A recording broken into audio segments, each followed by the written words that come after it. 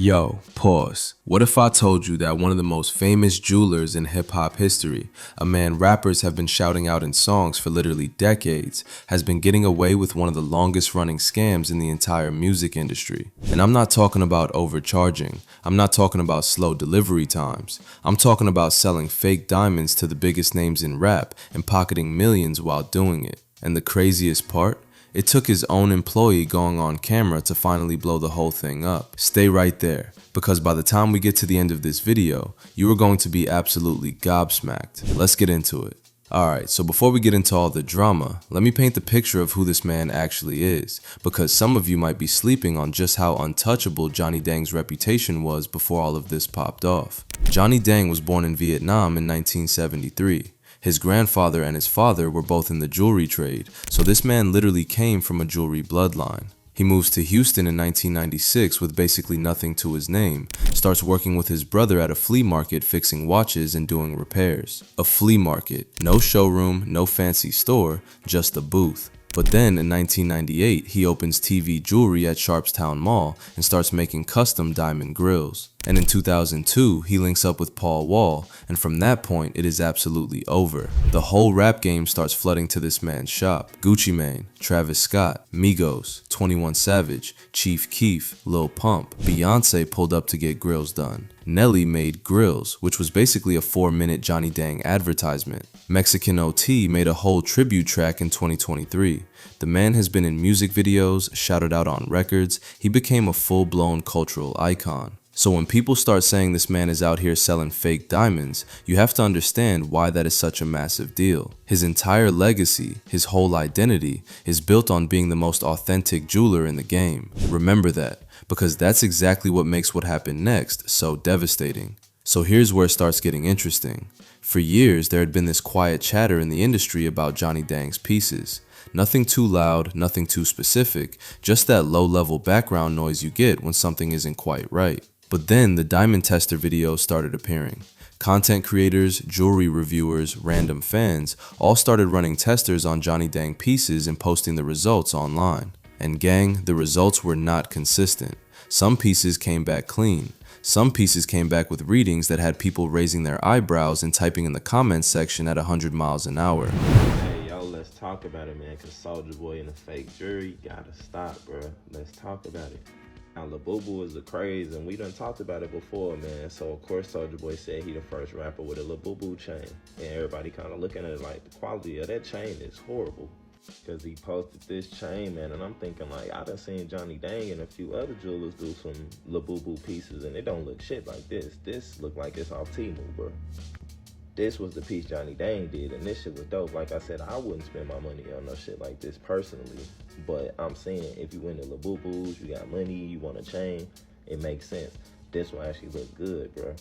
You know what I'm saying? The quality of the diamonds, the way it look, it actually look good. The one Soulja Boy got is, come on, bro. Like, come on, bro. Why are you even wearing this? Like Soulja Boy jewelry just look fake, bro. But y'all let me know how y'all feel about rappers and chains and fake jewelry, man. Drop it in the comments. Now look, I have to be fair here because not all diamond testers are built the same. Cheap ones give false readings all the time. Lab-grown diamonds and moissanite can fool certain devices depending on the technology being used. So the tester videos alone weren't proof of anything. But here's the thing about rumors. Once they start, they don't need proof to spread. They just need enough smoke to keep people talking. And there was plenty of smoke. And then Chief Keef did something that nobody expected.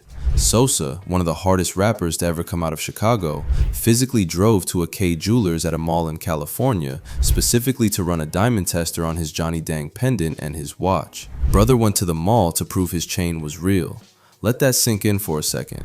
The tester came back green, meaning real, and Keef posted about it online like the situation was handled. Alright, this is where everything changes. This is the part that took the whole conversation from internet speculation to a full-blown crisis. In April 2021, a man named Jose Mata, who goes by Plug Geo, went on camera and dropped a bomb that shook the entire jewelry game. And who is Plug Geo?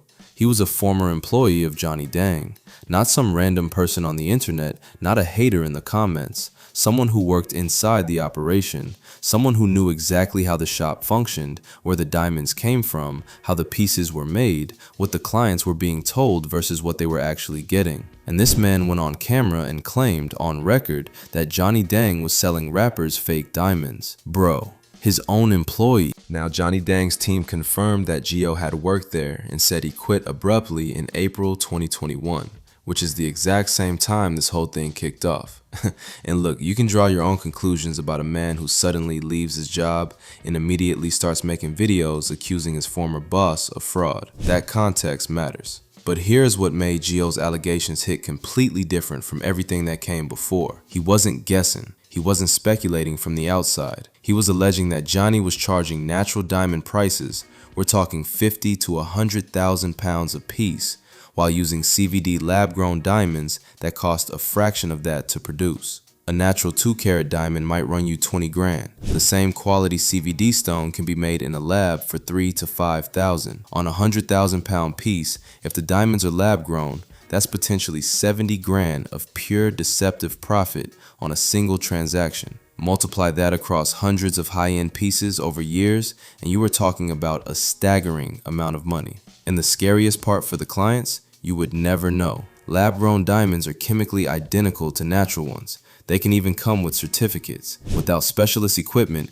you literally cannot tell the difference just by looking at it. And listen, some people online are saying Johnny Dang basically got jumped. Not literally, but you know what I mean. Because when your own employee, a loyal customer of 20 years, and one of the biggest rappers in the game all come at you at the same time, that is not a beef. That is an ambush. And Johnny had to fight his way out of it from every direction at once. Now here's where the personal side of this story hits hardest, because this was not just about diamonds. This was about 20 years of loyalty going up in flames. Sauce Walka and Johnny Dang went back 2 decades. Sauce was spending seriously at that shop. A 500,000 pound chain purchase, countless grills, pendants, the whole thing. He was a walking advertisement for Johnny's work before Johnny was even operating at the level he eventually reached. This was not a regular customer relationship. This was family. So when Sauce debuted what he called the world's first permanent $1 million grill made by none other than Plug Gio,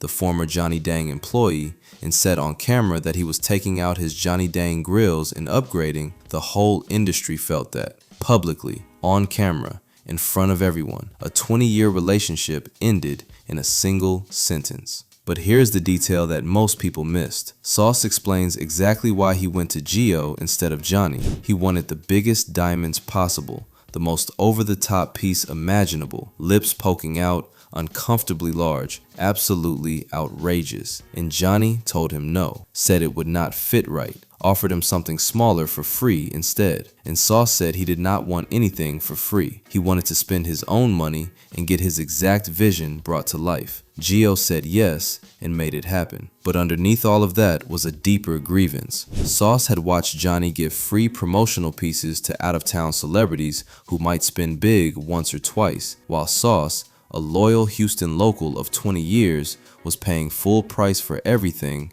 and not getting that same treatment. In Houston, that is not just bad business, that is a cultural violation. You are supposed to look out for your own city. And when the man who built his whole brand on being Houston's jeweler starts treating his longest standing local customers worse than one-time visitors, that hits differently than just a business complaint. Johnny responded, and to be fair to him, he kept his composure. He said it was all good, that Sauce could shop anywhere in the world, but if his name was going to be mentioned, it needed to be mentioned with respect. Cold, measured, dignified. Sauce actually came back and said there were no hard feelings and that Johnny was still a goat in his eyes, but the damage to the public perception was already done. But here's the thing that this whole situation really exposed, and this goes way beyond Johnny Dang specifically. Rappers are spending 6 and 7 figures on jewelry based entirely on trust and personal relationships with no real documentation, no verified diamond certificates,